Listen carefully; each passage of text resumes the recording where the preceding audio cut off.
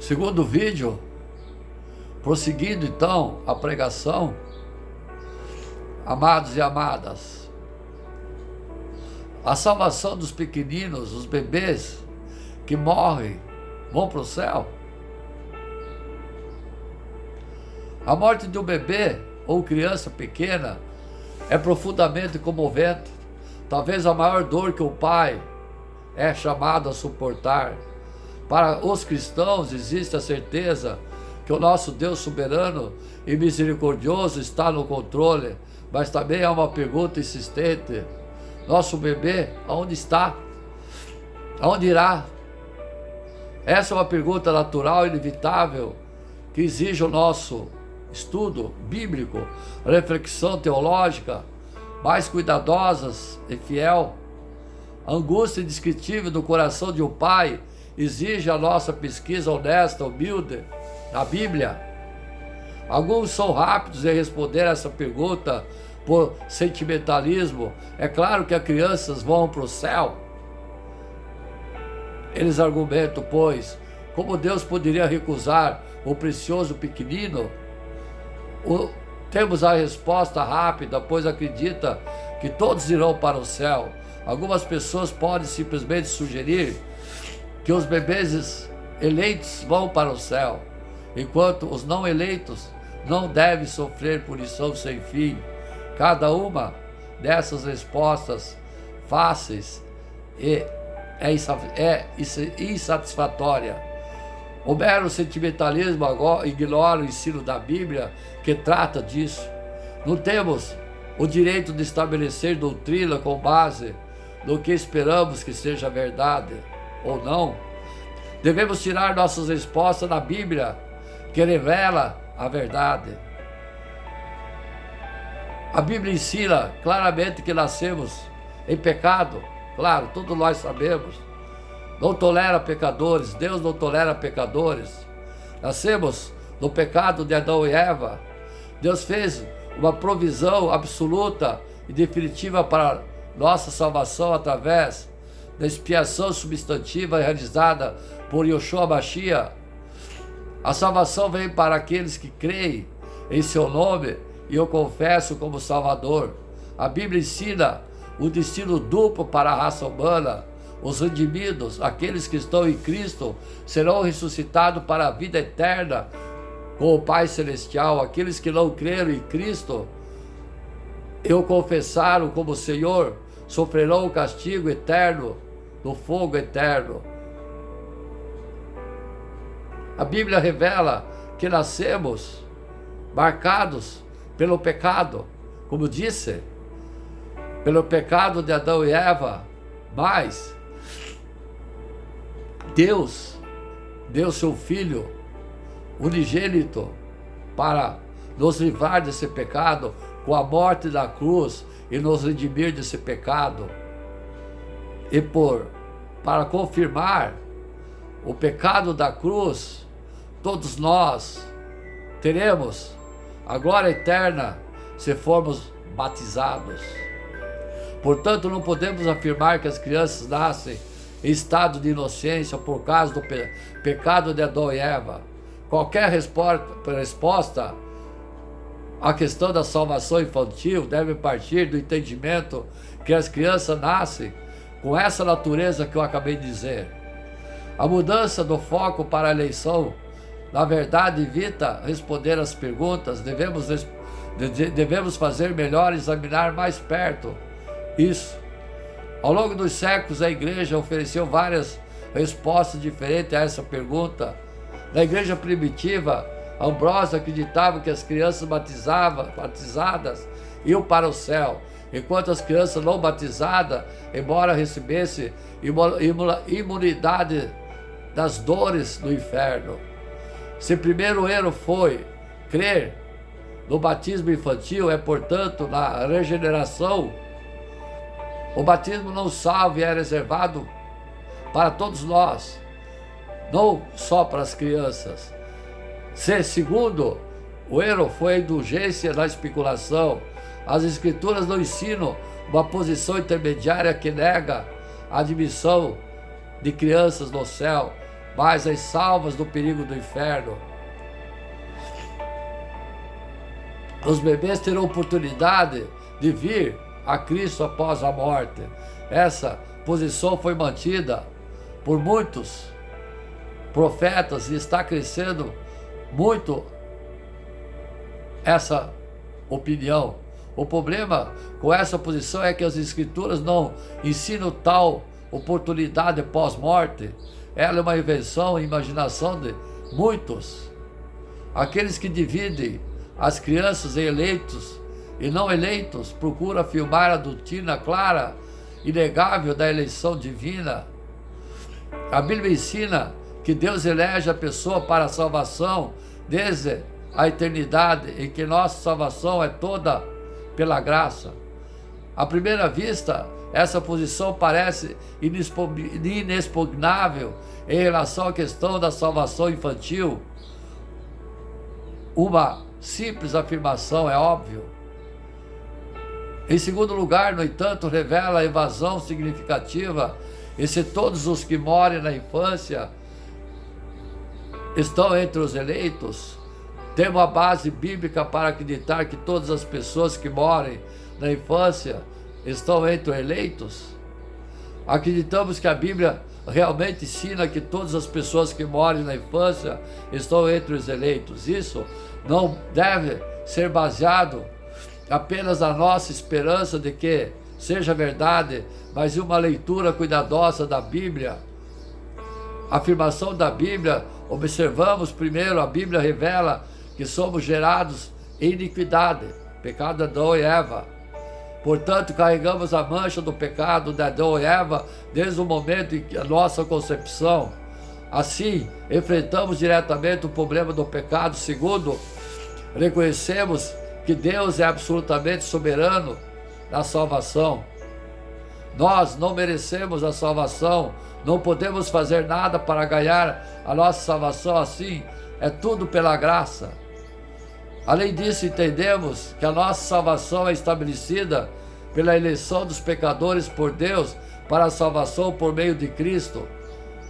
Terceiro, afirmamos que as Escrituras ensinam que Jesus é o único Salvador e que a salvação vem somente com base na sua expiação de sangue na morte da cruz.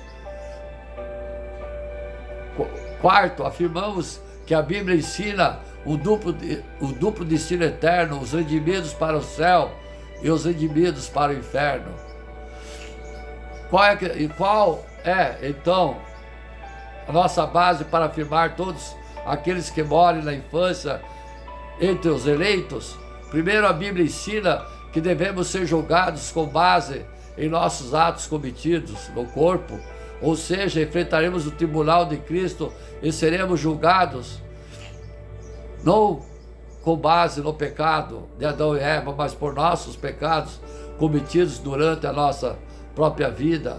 Cada um responderá segundo pelo que fez, não pelo pecado de Adão e Eva. A imputação do pecado e a culpa de Adão e Eva explica a nossa incapacidade de responder a Deus sem regeneração, mas a Bíblia nos ensina que responderemos pelo pecado de Adão e Eva. Nós responderemos por nós mesmos. Mas e os bebês? Aqueles que morrem na infância cometem tais pecados no corpo? Acreditamos que não. Por que acreditamos que não? Eu vou falar aqui. Porque a partir de 7 anos, segundo a Bíblia, a criança passa a raciocinar e passa a pecar. Até 7 anos não é imputado pecado algum à criança. Portanto, então, todos, bebês, crianças, todos serão salvos. Mas e os não batizados, que estão em pecado ainda? Se eles não estão imputados como pecadores, também todos vão para os céus, porque Deus é misericordioso e bondoso.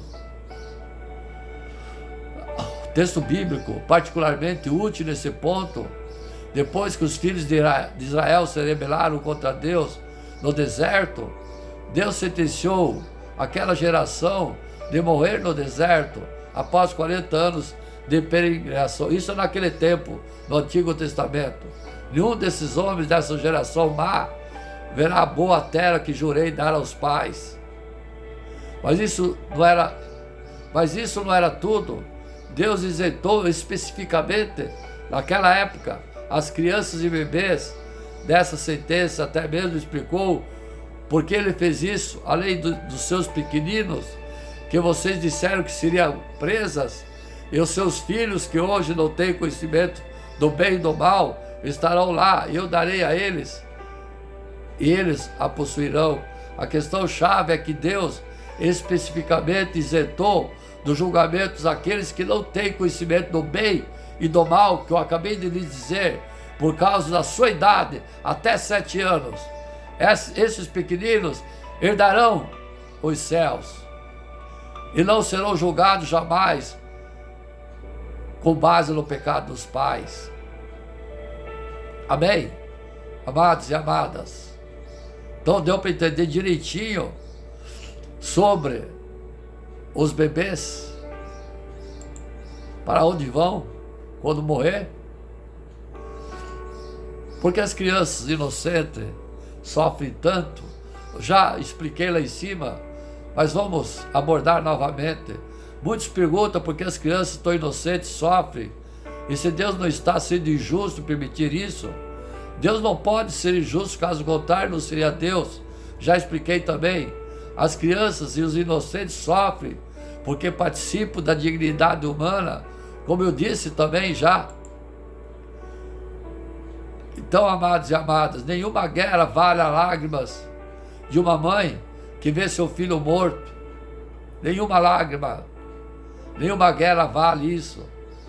Nenhuma guerra vale a perda da vida de um único ser humano, um ser sagrado, criado à imagem e semelhança de Deus.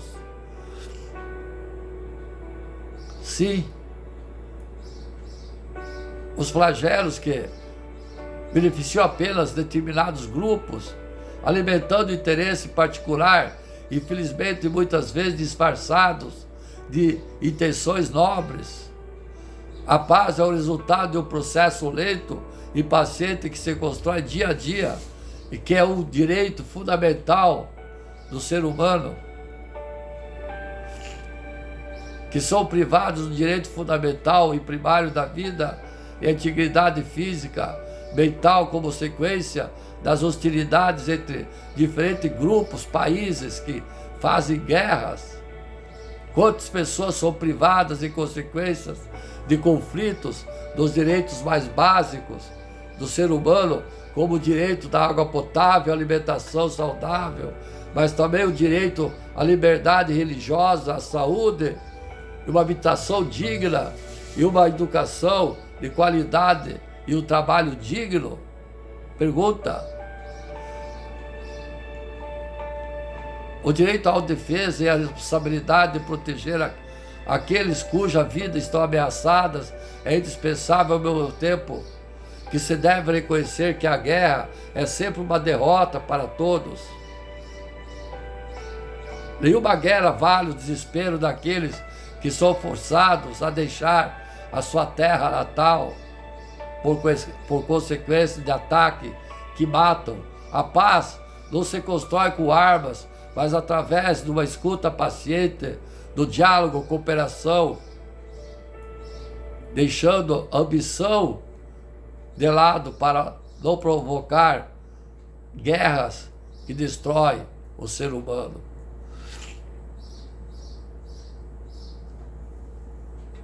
Mães que perderam seus filhos, somente Deus encontramos o consolo.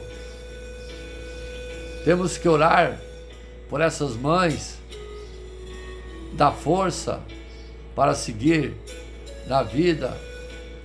Uma dor sem nome, mais longe de ser invisível, a perda de um filho. A perda de um filho é difícil para as mães. Disse uma senhora: perdi meu filho. Lembra, mãe? tive um acesso de raiva, briguei com Deus, questionei por que Ele estava fazendo aquilo comigo, já que eu era uma mãe que orava, vigiava, fiel a Deus, que estava sempre na presença dEle e servindo. E foi ouvindo uma música que deparou com essa frase: briguei com Deus, mas acabei no colo dele. Hoje não digo mais que perdi, mas que devolvi meu filho para Deus. Olhar para a cruz, tem vítimas de acidentes fatais que a família sofre com a perda, mas temos que ser fortes, porque Ele dá e nos tira. Por quem perdeu um filho, muitas vezes a gente ouve mães que perdeu seus filhos, seus irmãos. Essas mulheres sofrem horrivelmente, sem fé às vezes, sem esperança da perda do seu filho. Nos tempos que vivemos hoje, tantas guerras, tanta fome, tanta violência, tanta destruição, tantos cataclismas, tragédia, são muitos, talvez multidões, os pais sofrem a dor da morte dos filhos, vítima da fome, doença, das bombas, do ódio. As notícias nos falam muitas crianças que morrem, creches destruídas, hospitais pediátricos bombardeados. São muitos pais e mães a chorar e a sofrer a morte de seus filhos inocentes, a quem foi tantas vezes criminosamente ceifada a vida deles. E muitas outras doenças incuráveis que passaram longos calvários, dor interior, de alma, de coração, que faz sangrar os pais. Somos os sonhos do futuro destruído, saudades imensas dos filhos e filhas mortos. Oramos pelos pais e as mães, colocamos no coração de Jesus os seus filhos, filhas, e as dores também. O Evangelho nos relata várias cenas em que sentimos a compaixão de Jesus por pais e mães cujos filhos morreram ou estão gravemente feridos, doentes. Que maravilhoso é a viúva de Naim, que ia enterrar o seu único filho, o qual Jesus, compadecido, ressuscitou e entregou a sua mãe. Que ternura nos invade ao completar Jairo, que tem a filha muito mal, moribunda, e pede a Jesus para curar. E o Salvador vai lá à casa, dá vida e saúde ao jovem que tinha 12 anos. E como nos encanta a fé da cananeia, que implora e chora pedindo a cura da filha doente, e tanto pede que a filha é curada, e Jesus diz à mãe: faça-se como desejas. Jesus é o bom samaritano que veio dos céus para curar, salvar, consolar, remediar os males, as doenças. Pensamos que o seu coração misericordioso, compadecido pelos pais e filhos necessitados, doentes e mortos.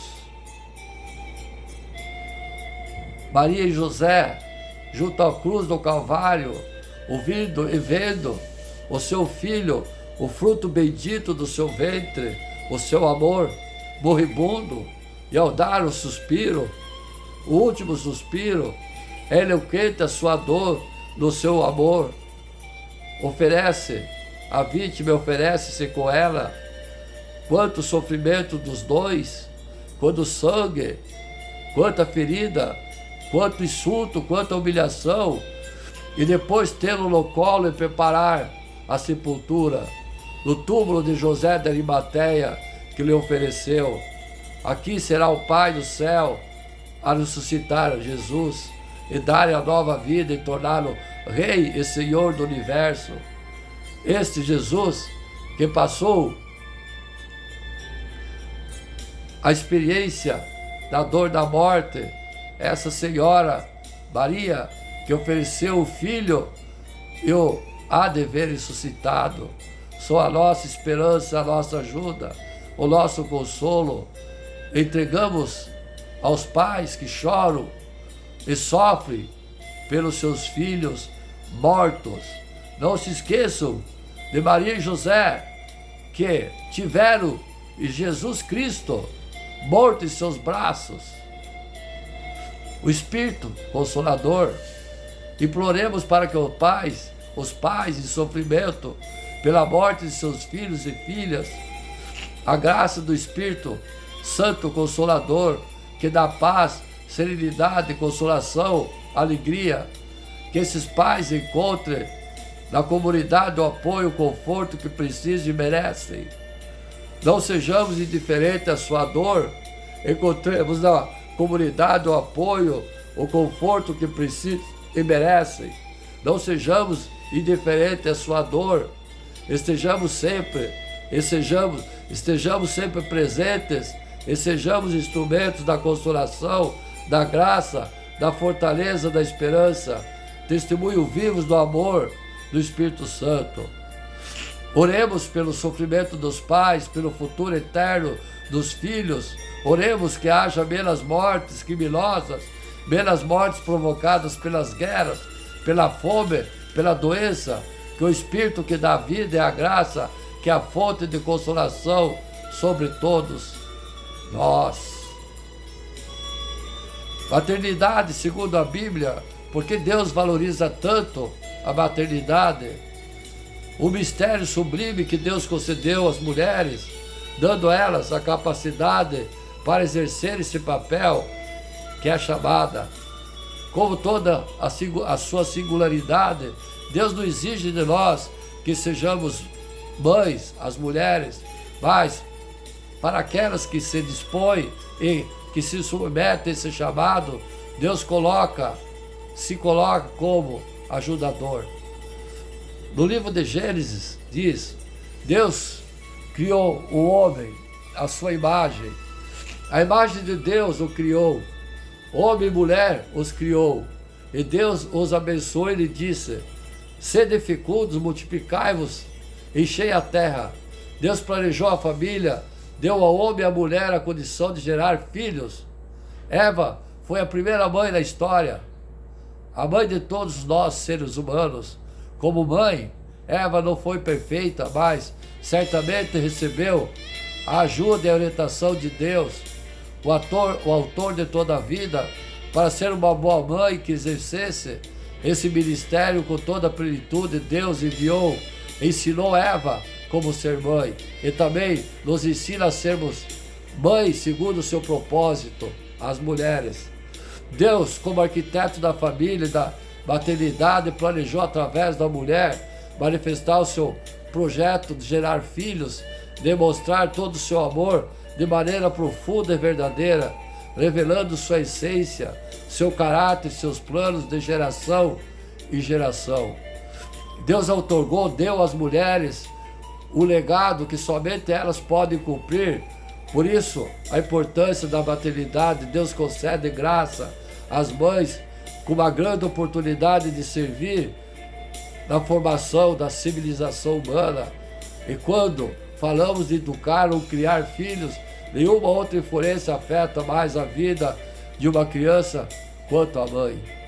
Amorosa, cuidadosa, mãe cristã reflete a seus filhos o caráter de Deus vivo e verdadeiro, que tem planos e projeto para todos nós.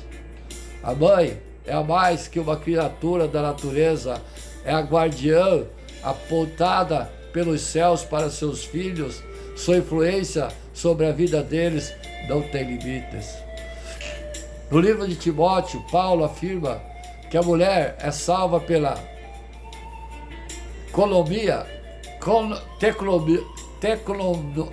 teclomia. Essa palavra grega é traduzida por geração de filhos ou simplesmente maternidade. Nesse caso, Paulo define maternidade como colaboração à obra do Criador. E de certo modo, o sacerdócio, visto que toda mãe é chamada para transmitir não somente a vida física e a educação respectiva, mas também a formação moral, ética e espiritual. A formação integral que todos nós, seres humanos, necessitamos para se desenvolver como uma pessoa íntegra, de boa índole. Ser mãe deve ser uma das aspirações mais importantes da mulher. Trata-se da dignidade da mulher, dada a importância das mães da sociedade aos olhos de Deus. Com seu olhar de graça e misericórdia, Deus vê cada mãe como sua filha amada, pela sua disposição e entrega à maternidade. Ele a ajuda a ensinar a caminhar. Como referência, eu cito aqui a história de uma mulher chamada Agar. Como escrava respeitada, foi abandonada com o filho. No livro de Gênesis está registrada a sua história. Deus interviu a vida de Agar, se revelou como uma escrava, como um Deus que tudo vê. Com a sua doce graça, ele imediatamente veio ao seu encontro para suprir suas necessidades emergenciais, permitindo que Agar experimentasse sua presença e provisão. O legado de Agar constitui um poignante testemunho para crescente número de mulheres sem recurso desfavorecidas nos dias de hoje. Essas mulheres, sob nenhuma circunstância, estão fora do cuidado atento de Deus. Deus ensinou Agar a ter coragem e ser perseverante, e a ter esperança e não desistir, fazendo-a compreender que Ele sempre esteve com ela. Assim como Deus se fez presente na vida de Agar, Ele se faz presente na vida de cada mãe, pois reconhece que a tarefa de ser mãe não é algo que se realiza sozinha. De onde as mães tiram forças? Enquanto Deus sabe tudo sobre você, mãe, mulher, é importante que você priorize momentos consistentes de relacionamento e intimidade com o Senhor. São momentos em que Ele oferece os recursos necessários para enfrentarmos todas as dificuldades, obter sabedoria e educar filhos com a graça deles sobre as suas vidas. As mães são o maior tesouro de uma nação, as melhores auxiliadoras de Deus, as mais abençoadas entre as mulheres. A mão que balança o berço impacta o mundo para a eternidade.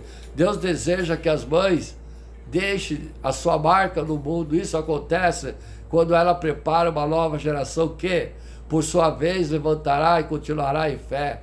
A mãe que tem um grande Deus e Pai sempre deixará sua marca para a eternidade na vida de seus filhos. Desejo aqui que Deus abençoe todas as mães desse mundo. Nenhuma guerra vale as lágrimas de uma mãe que vê seu filho morto. Sim, nenhuma lágrima vale lágrimas de uma mãe que viu seu filho ser mutilado ou morto. Nenhuma guerra vale a perda da vida de um único ser humano, o ser sagrado criado em imagem e semelhança do Criador. Os flagelos das guerras que deixam a mãe triste, chorando. A paz é o resultado de um processo lento, paciente, que se constrói dia a dia, que é o direito fundamental do ser humano. Quantas pessoas são privadas em consequências dos direitos mais básicos, como o direito à água potável, alimento, etc. A mensagem das guerras traz mortes, crianças que se encontram obrigadas a participar em combates, às vezes, carregando cicatrizes físicas, psicológicas, espirituais por resto da vida. Sim, as guerras matam as crianças. A Bíblia nos ensina a amar e servir ao próximo. Um novo mandamento vos dou, que vos ameis uns aos outros. João capítulo 13, verso 34.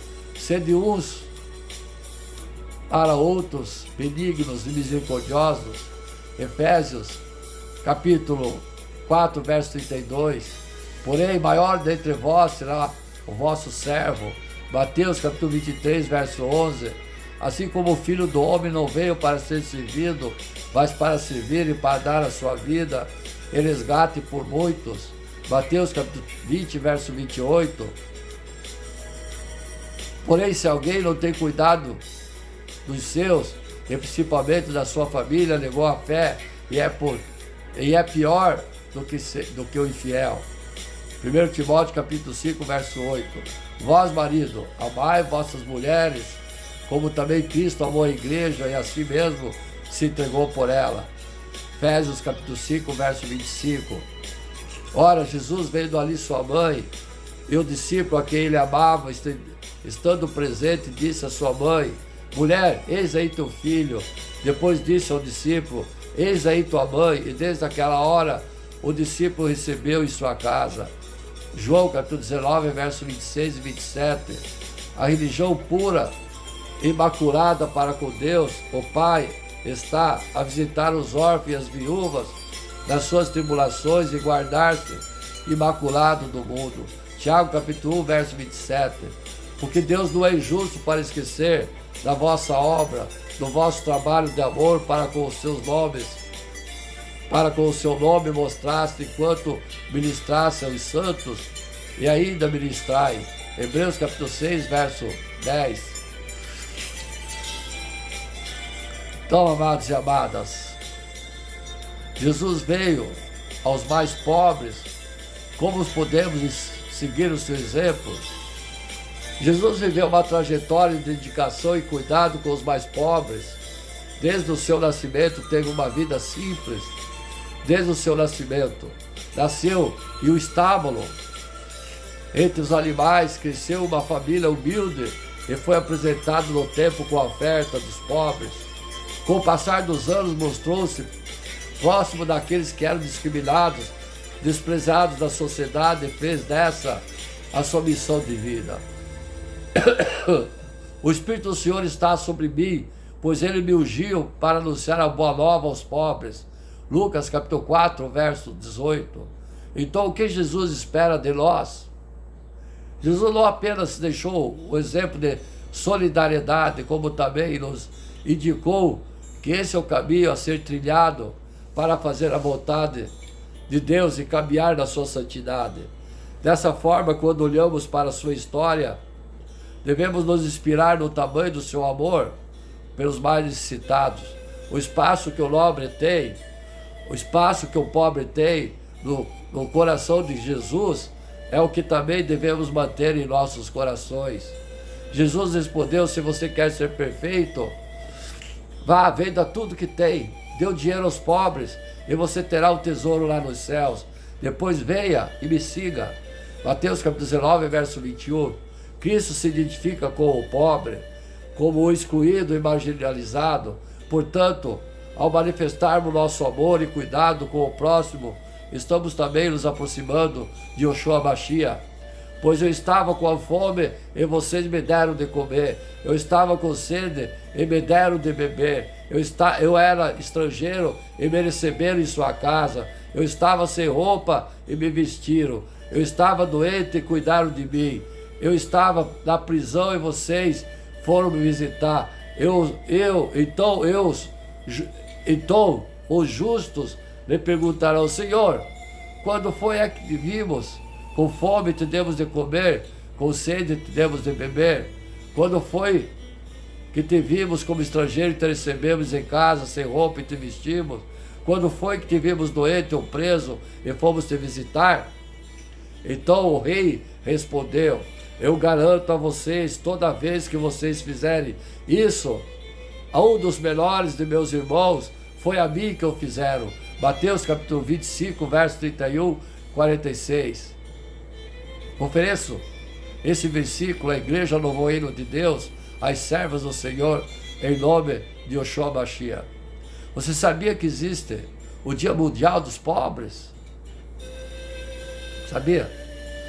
O cuidado dos mais vulneráveis é também uma das principais pautas da igreja. Nesse sentido, foi instituído dia 19 de novembro de 2017, o Dia Mundial dos Pobres. A data propõe refletir e atuar de forma concreta. Essa data foi criada pela Igreja Católica Apostólica Romana. De que formas podemos estender as mãos para ajudar? Muitas vezes nós entramos naquela lógica de indiferença. O pobre está ali e nós olhamos para o outro lado. Estenda sua mão ao pobre, é Cristo. Primeiro passo para caminharmos em direção ao mundo solidário, temos que olhar ao lado, no sentido de pena, da doação, porque na falta de tempo ou nas ações vazias de amor. Estamos falando aqui no sentimento genuíno de se doar para os outros e compreender que somos todos iguais, como Jesus nos ensinou. Não importa a quantia, mas sim a intenção dela. Erguendo os olhos, Jesus viu pessoas ricas que estavam depositando ofertas no tesouro do templo. Viu também uma viúva pobre que depositou 2 pequenas moedas. Então disse: eu garanto a vocês que essa viúva pobre depositou mais do que todos, pois todos outros depositaram do que estava sobrando para eles, mas a viúva, na sua pobreza, depositou tudo o que ela possuía para viver. Lucas capítulo 21, verso 1 e 4. Por fim, queremos dizer e convidar a você, amado e amado, a meditar sobre isso, promover uma mudança de dentro para fora, para contribuir com esse processo. Deixamos aqui sempre a palavra para glorificar o nome do Senhor Jesus e dar aos pobres o que eles merecem. Solidariedade é muito mais do que algum gesto de generosidade esporádica. É pensar e agir em termos de comunidade, de prioridade da vida de todos sobre a apropriação dos bens por parte de alguns. É também lutar contra as causas estruturais da pobreza, da desigualdade, da falta de trabalho, da terra e da casa, das negações dos direitos sociais e laborais. Sim, amados e amadas, então devemos sempre dar aos pobres. Quem são os chamados e os escolhidos e os oferecidos? Quem são? Porque muitos são chamados, mas poucos são escolhidos. Mateus capítulo 22, verso 14. Há uma coisa preocupante em reuniões administrativas das igrejas. Por ora se diz que faltam obreiros para a missão e depois se ouve que há muitos obreiros precisando de igrejas. Isso parece incoerente. Na verdade, sabemos que faltam obreiros para o desafio em campos missionários, em congregações, em lugares do interior, ao mesmo tempo em que, para grandes igrejas com estrutura maior, os obreiros disputam uma oportunidade de pegar o microfone. Em uma determinada igreja havia 4 pessoas, todo mundo, alguém, qualquer um ou ninguém. O importante trabalho a ser feito, todo mundo tinha certeza que alguém ia fazer e qualquer um poderia tê-lo feito, mas ninguém o fez. Alguém se zangou porque era o trabalho de todo mundo pensou que qualquer um poderia fazê-lo, mas ninguém imaginou que todo mundo deixasse de fazê-lo. Ao final, todo mundo culpou alguém que ninguém fez, o que qualquer um poderia ter feito. Diante da situação das igrejas atuais, eu imagino que Jesus teria falado dos chamados, dos escolhidos e também dos oferecidos. Jesus já havia avisado que a seara é grande, mas poucos são os trabalhadores, e deixou também a solução para o problema. Rogai ao Senhor da seara para que mande mais trabalhadores para a sua seara. Mateus capítulo 9, verso 68. Ninguém pode dizer que não tem oportunidade para servir Deus, porque o desafio da evangelização é gigantesco. Precisamos orar mais, como Jesus ensinou, para que o dono da seara mande mais obreiro para a missão. Já encontrou seu espaço na igreja? Vamos repetir o versículo base para aprender sobre 3 tipos de pessoas no ministério da igreja: os chamados. Os chamados são muitas pessoas que são convidadas a participar e contribuir com o trabalho missionário. Toda a igreja, ao fim do ano, abre um apelo para as pessoas servirem em ministérios locais. Quase sempre os ministérios mais destacados, como o louvor, são mais requisitados, e os mais decretos, como ações social e evangelização, são menos procurados. Mas aqueles que se reconhecem chamados por Deus estão dispostos a fazer o que é preciso. Alguns são chamados, mas como malabarista na igreja, segurando tudo que está caído, sempre tapam alguma falha de um irmão em última hora. O exemplo bíblico de chamado foi onde Isaías, que ouvia a pergunta do Senhor: a quem enviarei? Ele respondeu: envia a mim. Isaías capítulo 6, verso 8. Todos os cristãos são chamados por Deus para servir em um ministério como sacerdote real. 1 Pedro capítulo 2, verso 9. Você já sentiu o chamado de Deus para a sua vida? Para qual ministério? Jesus está te chamando, exerça o seu ministério. Segundo, os escolhidos. Os escolhidos são poucas pessoas que sentiram o chamado de Deus para a missão e se entregarem totalmente. Cristãos dedicados que não conseguem ficar parados vendo a banda passar, enganjam-se facilmente em uma tarefa e não escolhem muito o que fazer. Antes aproveitem as oportunidades de acordo com as necessidades que aparecem. São verdadeiros servos de Deus uns aos outros. Aqueles que se reconhecem como escolhidos de Deus para o ministério sabem qual a sua missão no reino de Deus. Estão dispostos a pagar o preço que for preciso. O escolhido de Deus exerce o ministério específico em qualquer tempo e lugar. Por exemplo, se seu chamado foi para evangelizar, você faz isso independente de qualquer situação, sem precisar ser escalado para uma programação da igreja. É algo natural na vida do escolhido. Gedeão foi o exemplo bíblico de pessoa escolhida por Deus. Juízes capítulo 6, verso 11 e 19. E seus companheiros de batalha também foram escolhidos pelo Senhor, ficando apenas 300. Juízes capítulo 7, verso 1 e 5. Hoje estamos no tempo da graça e cremos que Deus escolheu apenas algumas pessoas especiais, e sim a todos nós. Contudo, poucas pessoas se dispõem abertamente para Deus e cumprem cabalmente o seu ministério. Segundo Timóteo, capítulo 4, verso 5. A pergunta é: você já descobriu para que Deus te escolheu? Deus tem escolhido você para uma grande obra. Seguindo, amados e amadas, no terceiro e último vídeo dessa pregação.